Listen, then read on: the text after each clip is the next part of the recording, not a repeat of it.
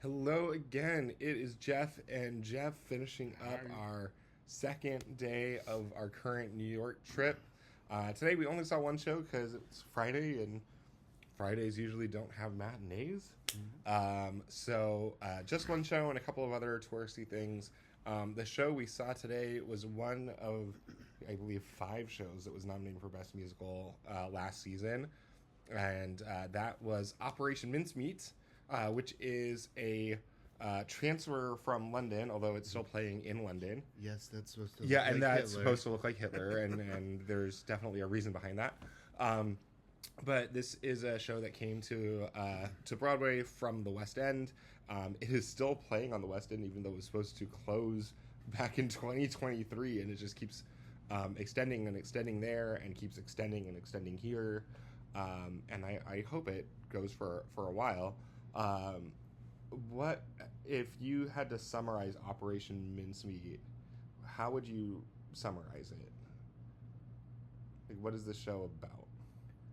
It's a silly little show based on a true story about a clandestine operation that the UK tried to do to stop World War II. Well, particularly to throw the Nazis off as to like to throw the where Nazis off, where they were going, where the UK troops were going, to gain an advantage. so they were sending troops into Sicily to kind of go against the Italian part of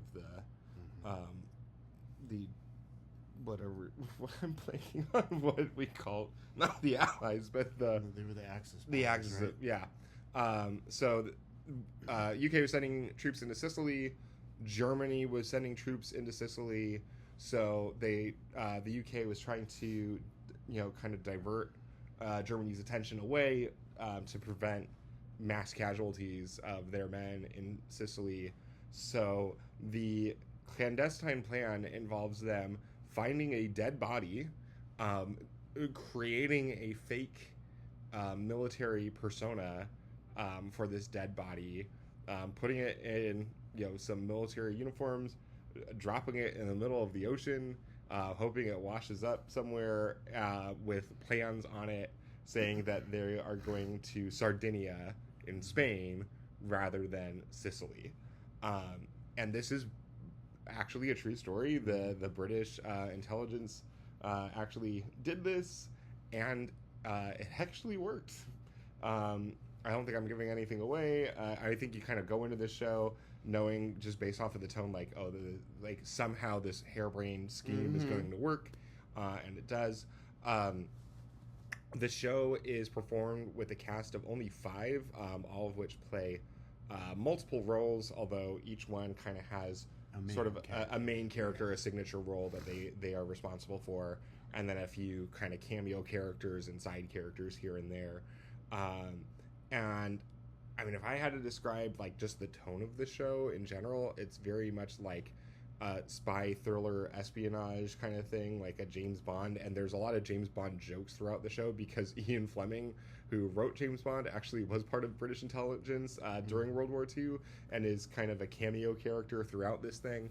I don't know that he was actually part of this operation. I don't know if he was part of this operation at all, but they make fun of like how he should be working on intelligence stuff, and instead he's working on his novels. And like at that point, the signature phrase is it's James, just James. Instead of Bond, James Bond. But it's very much like James Bond if James Bond was done by Monty Python. Yep, like it's definitely. very lots of slapstick, lots of very British humor, and a lot of that stuff is done incredibly well.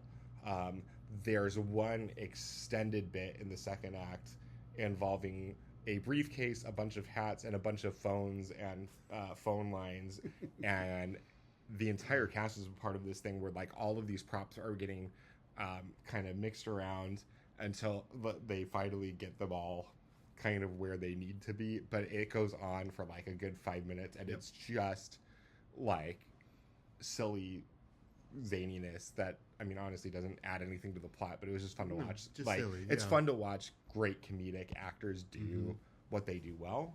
And this group definitely does all of this well. It's also kind of fun that 3 of the performers in this show also co-wrote the book and music for it.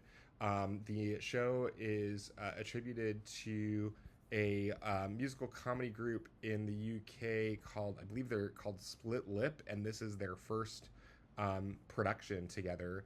But 3 of the performers are part of that group and are responsible for co-writing this material.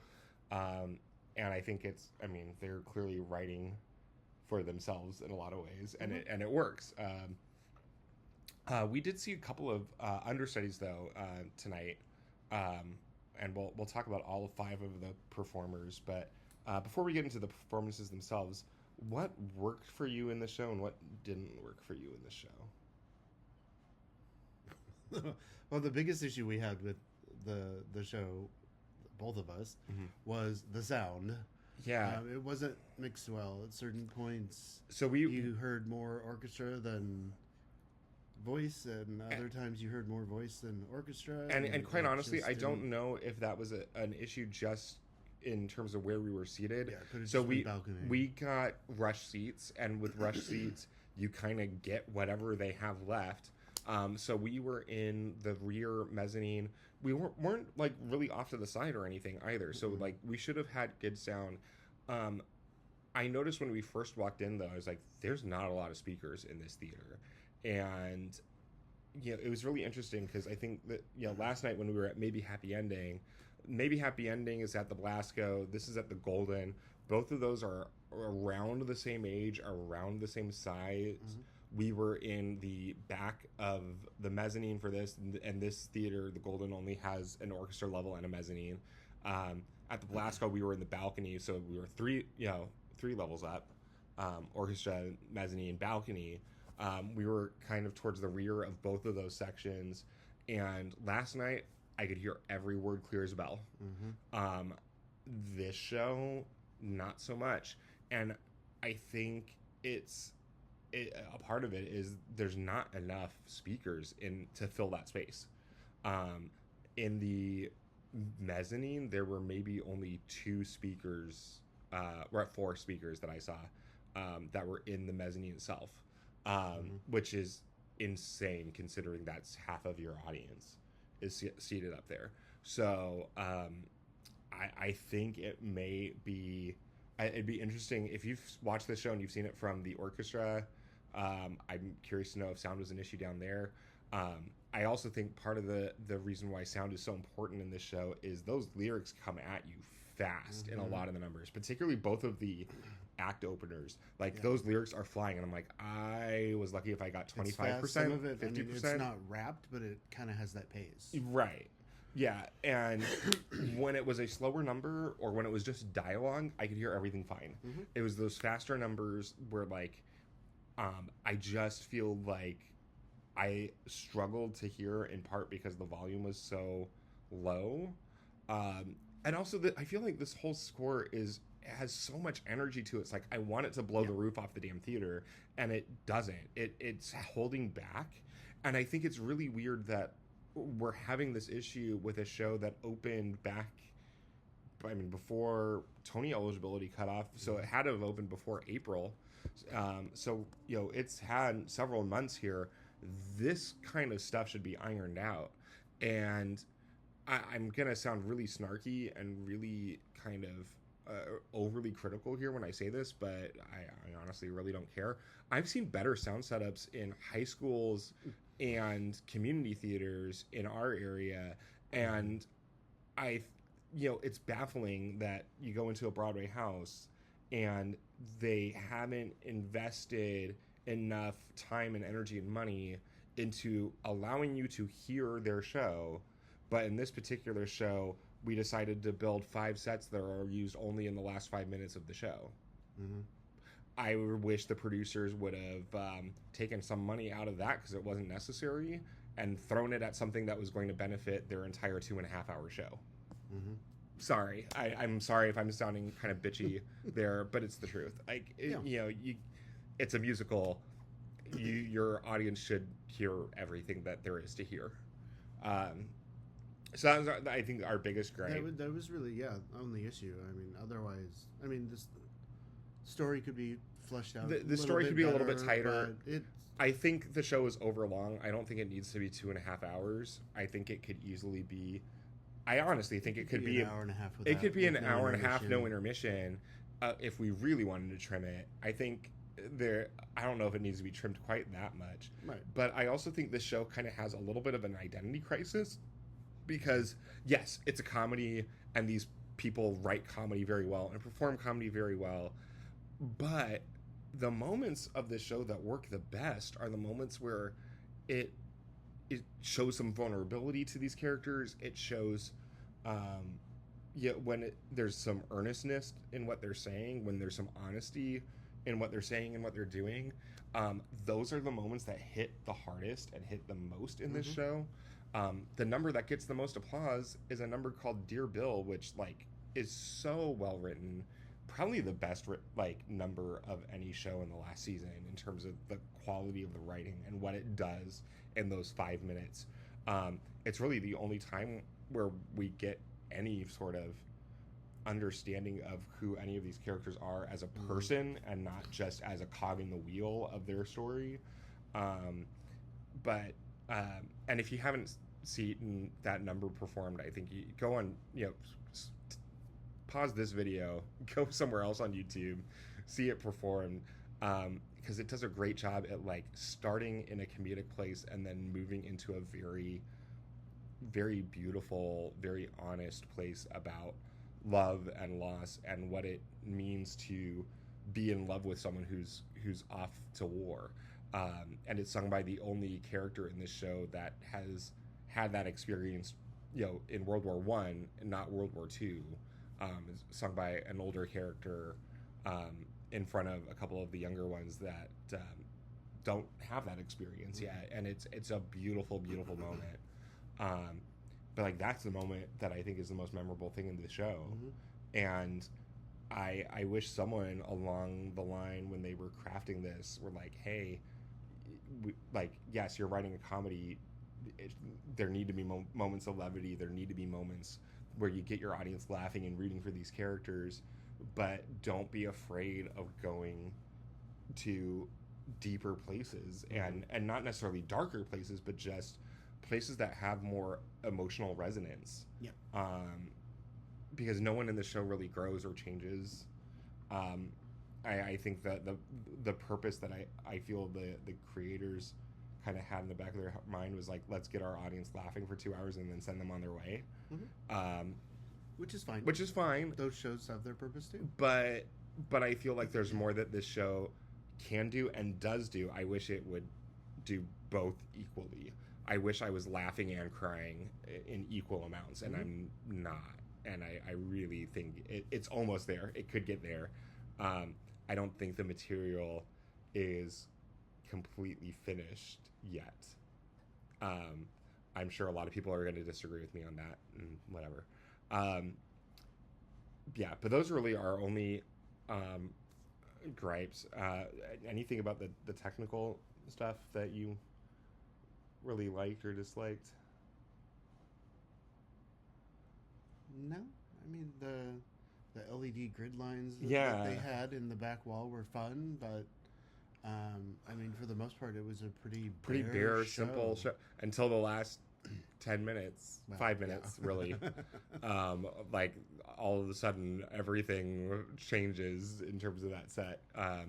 But yeah, again, I stand by. I would have rather had more speakers and not a set piece that we see for 2 minutes that suddenly spells the word anus. I did not need that. It was funny. Though, yeah. It was funny. It's a great little shtick thing, but I would have rather heard a show for 2.5 hours.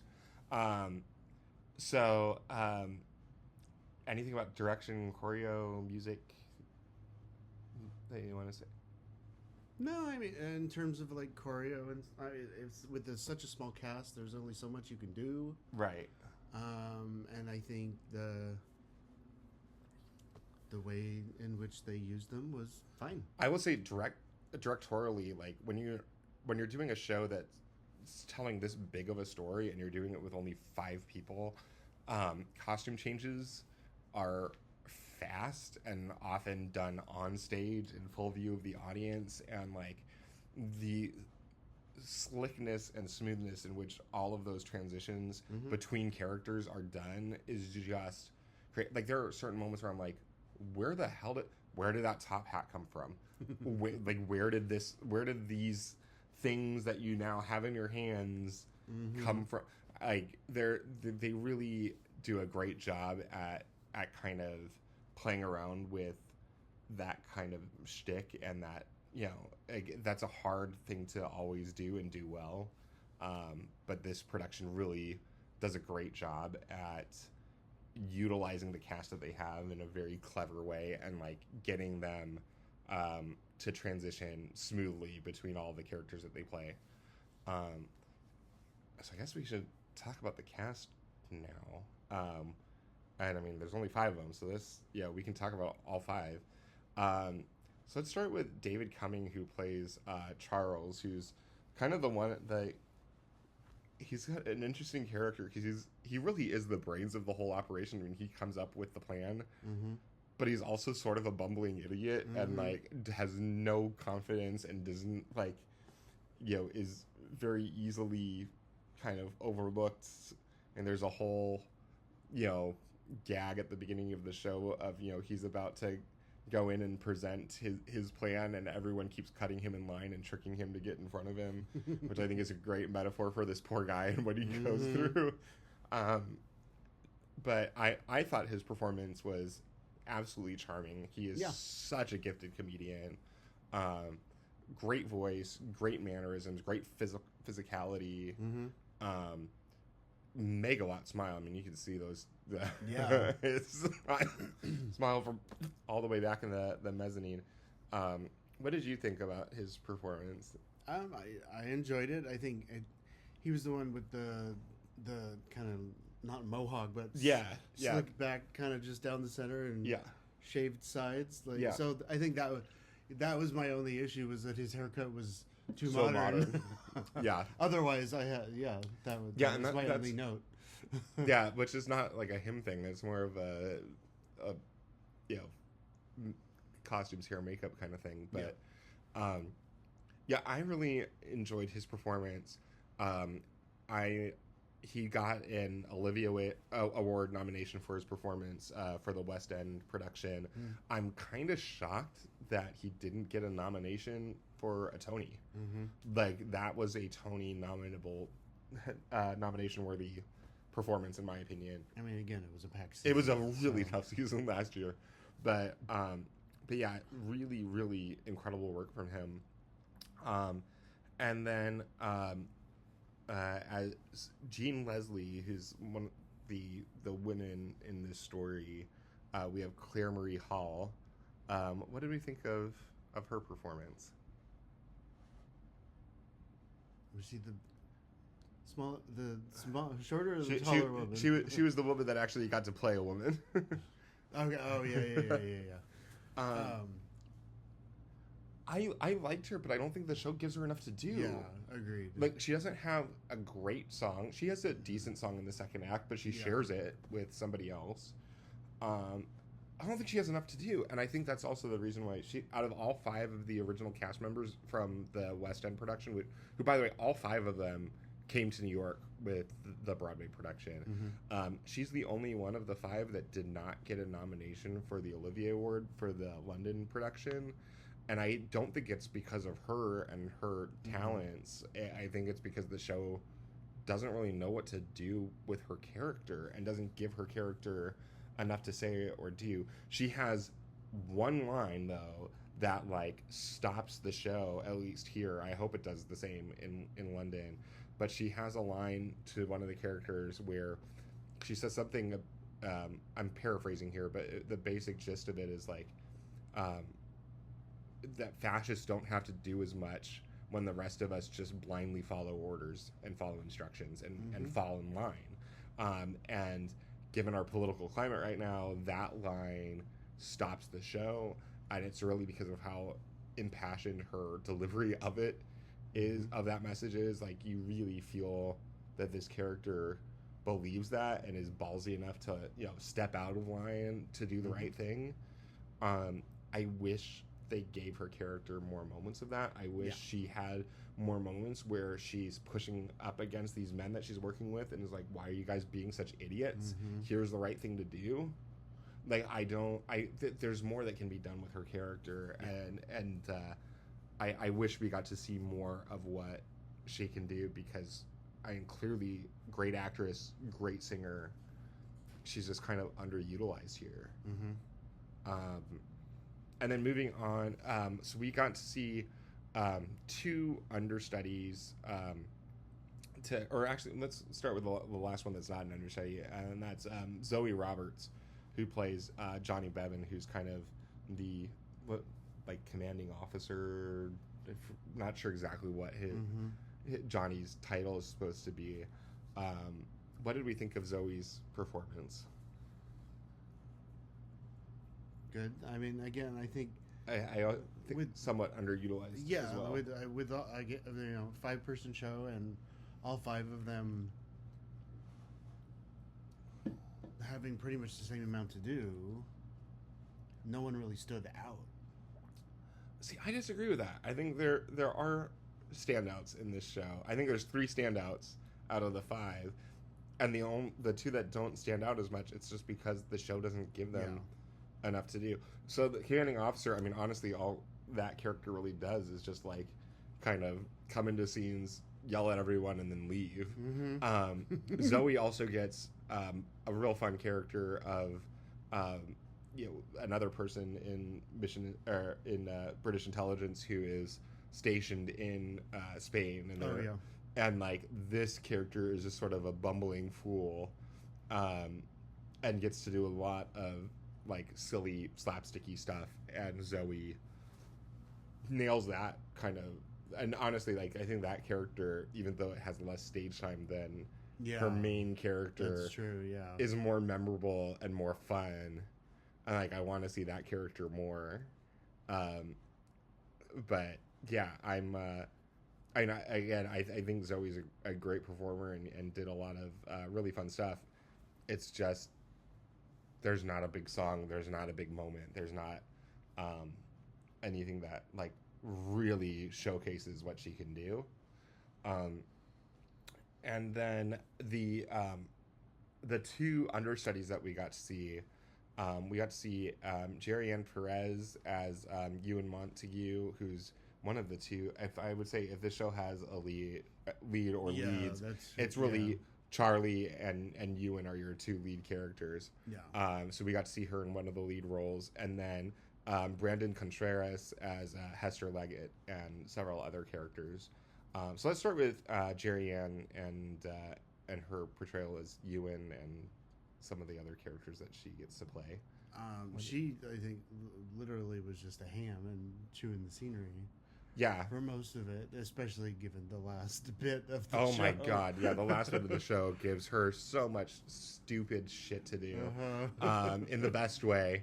But yeah, I felt like Ewan is written as this like cocky little son of a bitch who knows everything, thinks he's the greatest thing, and Jerry Ann just kind of delivers on that super well. Vocally incredible as well, but definitely has that like cocky, very masculine kind of energy that character needs, like, and completely believable. They never call out that like this male character is being played by a woman, and they don't need to, and like it doesn't really matter. I really, really enjoyed her performance, and quite frankly, if I did not know that she was an understudy, I would not suspect. Like, I would, if you told me like, oh yeah, she originated that role, I'd be like, of course she did.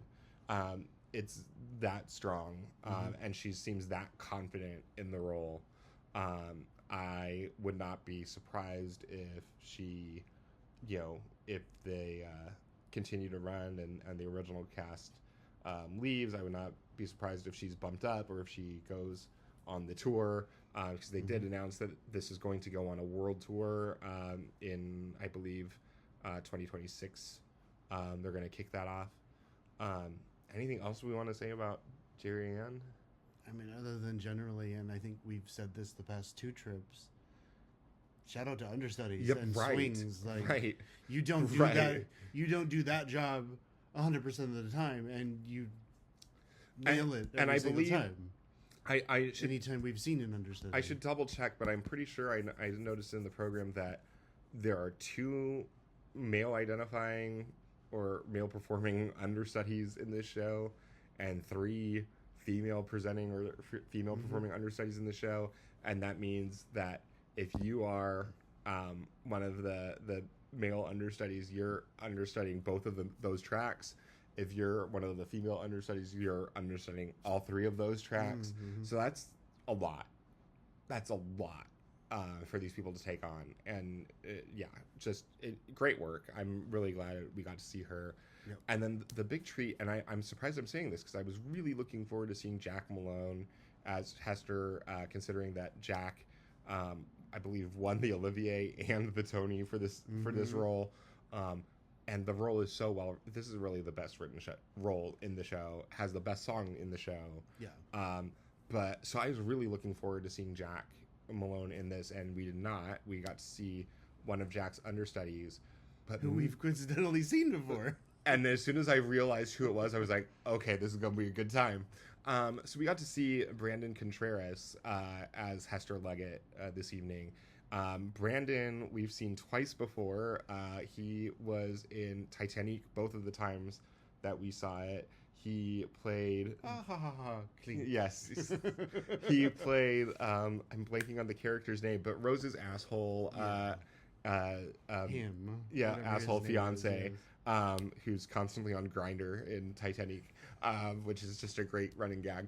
And it was really I liked Brandon in that, but I felt like he was a little underutilized. Huge scene stealer in that. But all he really has to do, all he really has to do in Titanic is look and be bitchy. And it was really cool to see him in something else that plays to a completely different set of talents that he has.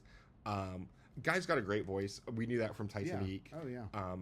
Absolutely great voice. Absolutely sinks his teeth into the roles that he's given. But it was really interesting seeing him go from this very kind of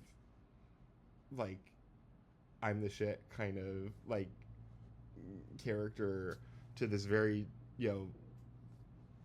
centered woman, and I was really, really impressed. And again, if I did not know that he did not originate this role, absolutely fantastic performance. Dear Bill, stopped the show. That's Hester's biggest song of the show. And but on top of playing that character, he also gets to play 2 of the silliest characters in the show. One being the morgue guy, Shrewsbury, and then one being a pilot that crashes down in Spain.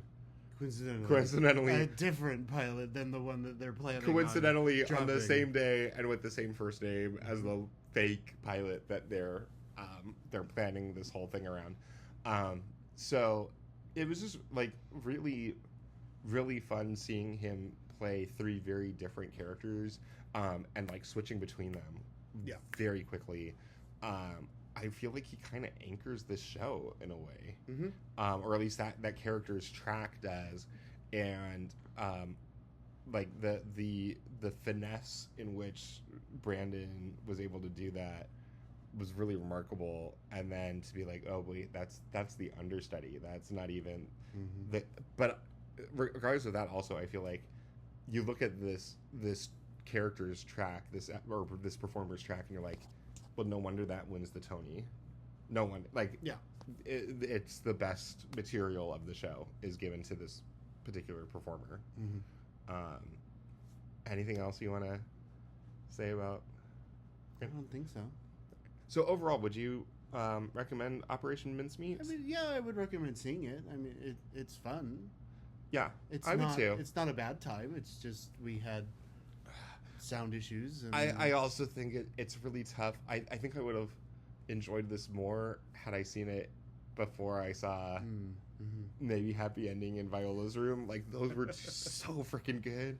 And, like, everything about those was, like, perfectly thought out and really highly developed. This, I think, is, like, 80-90% there. It's not 100% there for me yet. Yeah. Still very enjoyable. But it's got a lot of potential. I hope it continues to do well here and in London and abroad. And I hope this particular group of performers and writers continues to do more. I think they're really smart, really fresh, really fun to watch. There's more for them to say, I think, and I'm looking forward to that as well. Yep. All right, so let's talk about the other stuff that we did today. So we had a jam-packed. We have to backtrack a little. Oh yeah, we do, because we forgot something yesterday. We were going to talk about food. Food as well, which our food in this town. Our dinner wasn't a whole lot to write home about. It was diner food close to the theater. Near Times Square. So it was just kind of cranky out. But lunch, we went to Chelsea Market, which we've been to many times now. Yeah. So before we go into like where specifically in Chelsea Market we went, for those of you that aren't familiar, Chelsea Market was the Nabisco factory where the Oreo was invented. Yeah. And then when they shut the factory down, it just kind of sat there abandoned, and like any abandoned murders, like any abandoned place in New York City, the wrong crowd starts to kind of creep in.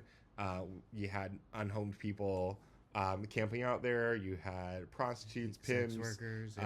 You had drug dealers. Like, it was a very sketchy, dangerous place to be around, and the city decided that they wanted to clean it up. And this is one of the, honestly, that whole neighborhood really, I think is like a huge New York success story between Chelsea Market and the High Line and all of the other stuff that's gone into like the Hudson Yards, Chelsea area. One of the main tenants of the big building across the street from Chelsea Market is Google. So yeah, like I'm sure that helps. It's but Chelsea Market is beautiful. It's a really nice location. And when you walk in, I mean, it's huge. And you just keep walking down this long corridor that has lots of little food stalls and kiosks, and like not necessarily like full restaurants, but each place has, you know, a decent amount of seating, and a pretty most places have a pretty extensive menu. And we've eaten there before. Every time we've gone, we've eaten at a different place. And yesterday we went to, was it Friedman's? Yep. So I would. We have many locations apparently in Manhattan, but we just happened upon them for the first time yesterday. So Friedman's, I would call them a Jewish deli. They have some kind of staples that you would find in a Jewish deli, like matzo ball soup, which I had a cup of, which was excellent. Latkes. But they also have lots of stuff with bacon and ham and other things that you would not find in a kosher Jewish deli. Shellfish. Yeah. It was, but their food is excellent. It was great. So talk about what you ordered, and then I'll talk about what I ordered. What do I have? The pastrami hash, and I mean, it's New York, and it's kind of a more boutique experience. So the price was higher, but I felt like they compensated portions with were big. The amount of pastrami I got, and they were pretty big chunks and a lot of it. So it felt worth it. Mm-hmm.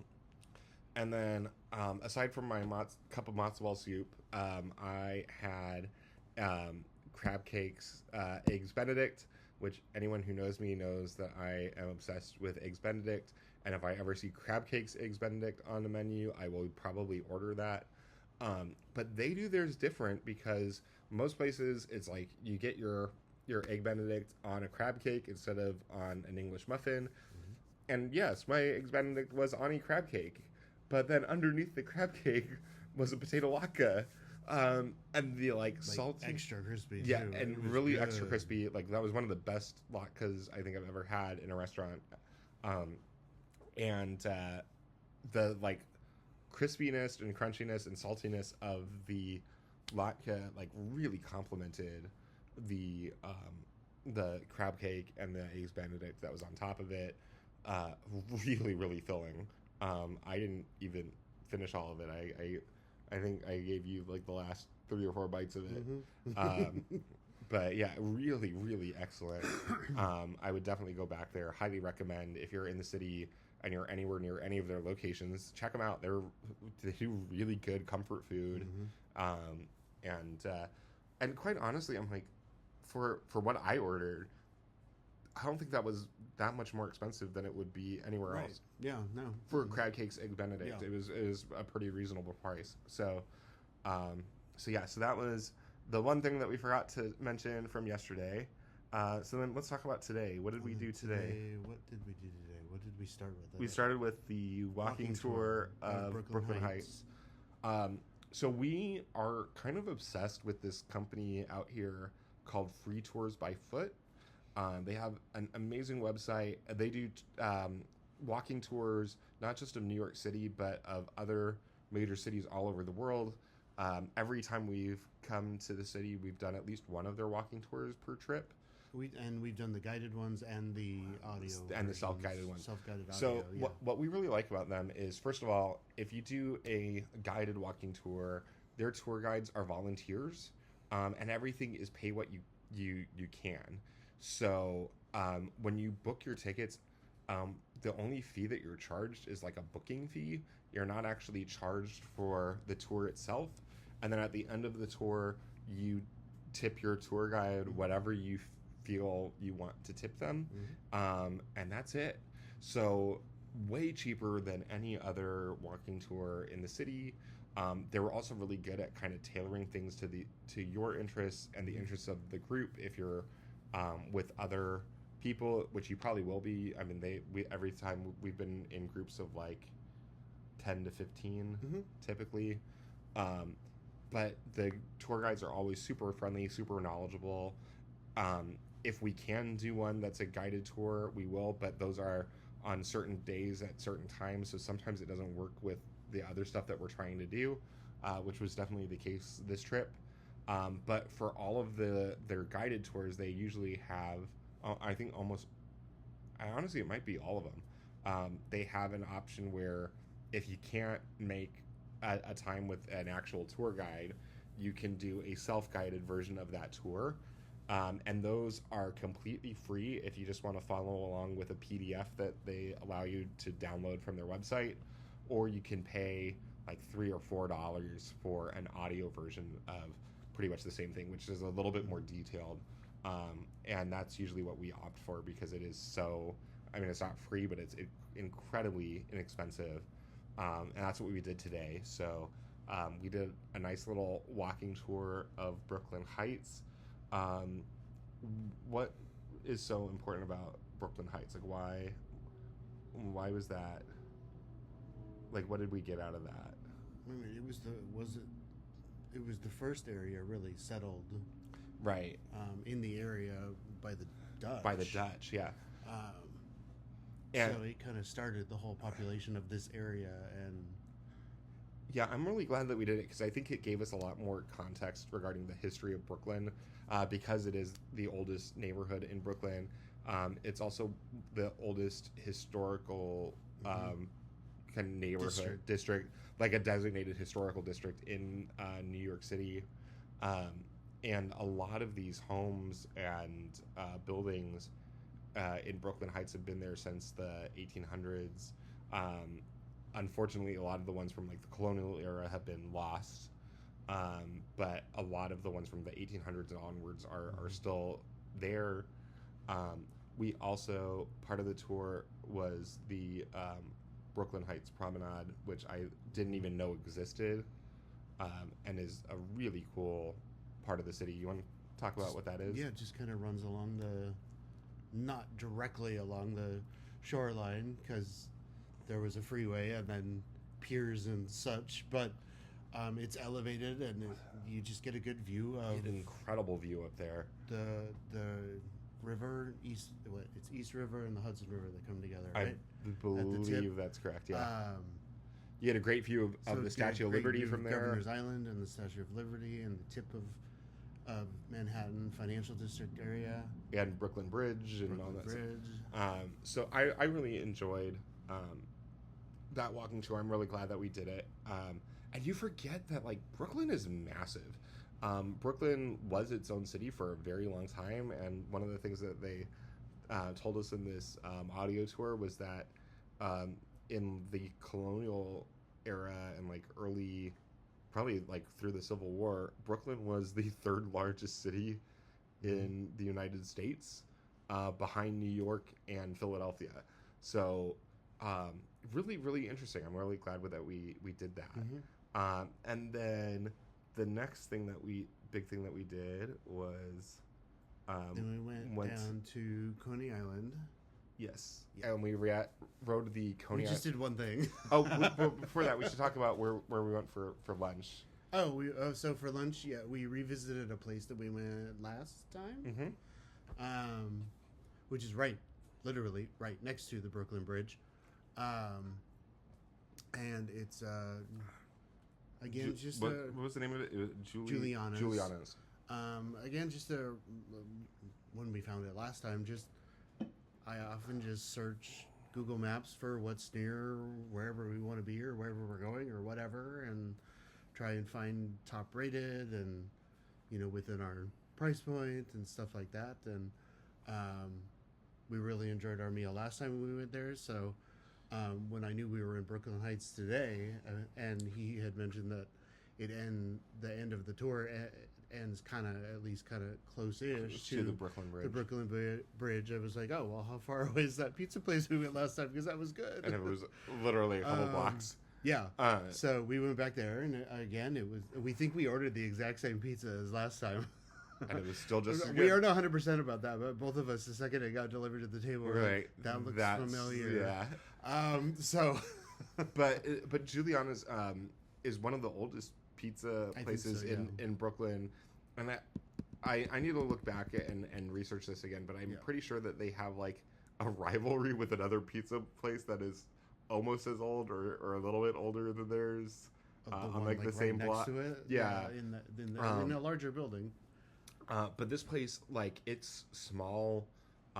When we were there last year, we went on the weekend, and it had a line out the door. It was starting to get a line when we left today. We didn't have to wait for our table at all, which is nice. But I think last time we had to wait like 20-30 minutes to get into the building. But even for a weekend, that wasn't that bad. But like the line was going like up the walk. But yeah, we went there for lunch, and it was just as good the second time around as it was last year. And then after that, we went to Coney Island to ride the Coney Island Cyclone, because both of us love like roller coasters. And like the Cyclone is almost 100 years old now. It was finished in 27. June 26, 1927. 1927, yeah. The date, yeah. When it opened. So, and it, just so you know, like, the Cyclone is part of Luna Park, which is a amusement park on the boardwalk, which, quite honestly, we were not impressed with Luna Park as a whole. The only thing that we did was the Cyclone, because, thank God, Luna Park prices things where you can pay per ride, or you can buy like unlimited rides for the day. Unlimited rides is $80 a person, and their rides are things that you could find at like any fairground. They're not that impressive. They've got a couple of roller coasters, but like that park was dead on a Friday afternoon, and I am kind of like, I think they've priced themselves for like the full day tickets into, just not having a lot of crowds and a lot of guests. And even the Cyclone, which is like the kind of pinnacle of what they have to offer, we walked on it. And it's $10 per ride if you want to do it that way and not do the unlimited ride wristband for $80. What did you think of the Cyclone? It was fun. It wasn't. Well, I was gonna say it wasn't horribly long, but it was longer than I thought it would be. Honestly, yeah, for like an almost 100-year-old wooden coaster. So it is. It is not the tallest. It is not the fastest. No, but it's an experience. But it's an experience. It's kind of cool to be like, I've been on a roller coaster that's been here for 100 years. It is not a comfortable coaster. No, those cars are very tiny. Tiny and severely padded. Yeah. Because it whips you about on the corners. Yeah, clearly in 1927, we didn't know that much about banking turns on roller coasters yet. There's a little bit of banking, but not a lot. And I don't understand why that hasn't been, like, upgraded over the years. Like, I understand it's a landmark, but also I would like to not have a chiropractic adjustment while on a roller coaster. So but it's multitasking. But I'm glad we did it. It's kind of cool to be like, we rode one of the oldest roller coasters that's still in operation. We did the Cyclone, and we can say we've been to Coney Island. Yeah. So, and then we actually got done with that earlier than we thought we would. So we had a little bit of extra time in our day, and we went to the Brooklyn Museum, which, first of all, I really appreciate that the Brooklyn Museum, the way they price things, you can pay $20 for adults if you want to buy your ticket in advance, or if you want to buy your ticket at the museum itself, you can pay what you want. And they suggest a $20 admission, but when we got there was only about an hour left before the gallery closed, and we were like, do you guys care if we pay $10 a person instead of $20? And they were like, absolutely not. Sure, well, pay your $10, come on in. Well, and she even suggested it before we even She's like, honestly, if you don't want to pay $20, you're a little bit later in the day, you've only got about an hour and a half, hour and 40 to walk around before the galleries close. So if you want to pay less, pay less. And so, like, I appreciated that. Yeah, she wasn't judgy about it. No, and in fact, she offered it. And she also was like, since you don't have enough time to see all of our galleries, and because this museum is, and it's not nearly as big as the Met, but it is a big building and a lot of stuff. It's very. It is packed in terms of what they have. What's the word I'm looking for? Well, colonial looking. It looks like the buildings in D.C. Yeah, it has this very kind of classic the Jefferson look Monument on the outside. That dome with and looks like a courthouse almost. Right. But a lot of different galleries, a lot of different types of art. And the woman that checked us in, she handed us a map and gave us recommendations as to what galleries to see. And I'm glad she did, because I think what she recommended was really great. So the museum is celebrating its 200th anniversary, and they have an exhibit right now of 200 years of the development of that museum and the development of their permanent collection. So they have like highlights from their collection in this one, all on one floor in this one exhibition celebrating their 200th anniversary. So she recommended starting there, which I'm glad we did, because I thought that was a really nice kind of introduction to the museum and what it has to offer. And then she said her favorite gallery was the American Art Gallery, which had a lot of interesting pieces from colonial art all the way to modern American art, and some like really eclectic, interesting pieces in there. Well, on that floor, it was interesting the way they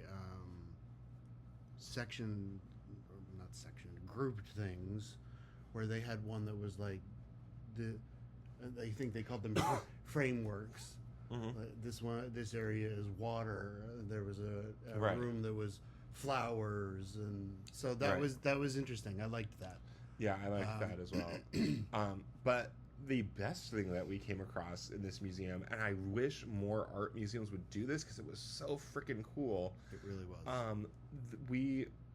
We almost walked right by it because it's like this one doorway, in the middle of another gallery, but I noticed a doorway that said something about like the storage, the visual storage. It was named after somebody because I think they probably granted money. I think Luce something. I think. But it almost looks like it's an visible area, storage, or something like that. Area, room, something, and we're like, what is that? And it looked like a place that should be off limits. Yeah. But it said, guests can come in. So we walk in, and wall-to-wall, floor-to-ceiling glass cabinets and different things of pieces from their collection that aren't on display in a gallery and are just in storage right now. So there's no plaques or anything on the wall. They each piece had like a little descriptions of what it was. Yeah, each piece had a little number in front of it. So there was a QR code when you first entered. So if you wanted more information about anything, you could find it by pulling up their number. But it's just their storage of pieces that are part of their permanent collection but aren't officially on display in the museum right now. And the way these things are stored fascinated me, particularly the way they store their paintings, because there was a wall that was glassed off and enclosed. But I think it was the length of the entire room. It was the length of the entire room. Which was probably, 50 feet, if not more. Yeah, floor-to-ceiling panels of these, like, iron gates, basically, that they could hang pictures on. And each one was on a track and had a handle on the end of the wall. So you could just kind of pull a whole wall full of paintings out, pick whatever needs to go on a gallery wall, send the wall back. Yeah. So you could only, of course, we could only see the ones that were in the front. Yeah. But there were probably like 10, 15 rows of those back. So really, really fascinating to get a peek at kind of the behind the scenes of an art museum and how things are stored and cared for and archived. And it was really, really interesting. And I wish more, like, God, could you imagine if you could go to that kind of section of the Met? Oh, Lord. Or the Louvre? Yeah. Like, Jesus. Just really, really It'd be cool. a lot bigger than that room. Yeah. I'm sure there's multiple rooms of those and then off-site storage and, yeah. But it was really cool. That was certainly the entire building was, I think, the gem of the day. But that room within the museum was just spectacular, entirely unexpected. Really cool. Yeah. And everything was in like sections as well. So you had like there was one display case that was all Tiffany lamps. There was another display case that was all fine china. There was another one that was all busts, like really furniture. There's a whole wing that was just furniture. There were old appliances throughout the decades. Yeah. There was one that was that. There was one that was like old like desk alarm clocks throughout the decades. So that was fun. Just a lot of eclectic fun things, and it was just it was a feast for the eyes. And quite honestly, I wish we had more time at that museum. I would go back there. I think it's I want to know more history about some of the pieces. Yeah, if we had the time to. Well, just the museum as a whole. I wish we had more time. Yes, that too. And I feel like this museum gets overlooked because of the Met and other things that are, other museums that are in Manhattan versus in Brooklyn. But this, I think, kind of holds its own against those really, really well. I would definitely recommend it and definitely go back. So tomorrow is going to be another busy day for us. We have a 2-show day tomorrow. And one of those shows is the Broadway revival of Ragtime, which is one of our favorite shows. And also a very long show. And because it's in previews and because it's a Saturday night, they start at 8 o'clock. So we're probably not even going to get out of the theater until about 11. And then we have to take the subway back to our hotel. So we're not sure that we're going to make a video tomorrow night. We will definitely talk about our experience at some point. But this may be the last video that we film officially on the trip. We might not film another one until we get back home to Austin. But we will definitely fill you in on the other shows that we see and all the other things that we do. because we love sharing that kind of stuff with you and love giving our recommendations about what you should see and do while you're in the city, or if any of these shows come to your town, whether it's worth your time and money to go see these incredible shows. So we will do another video when we can. I just don't know if we're going to have the energy to do one tomorrow night. But thank you for tuning in, and we will see you soon. Bye.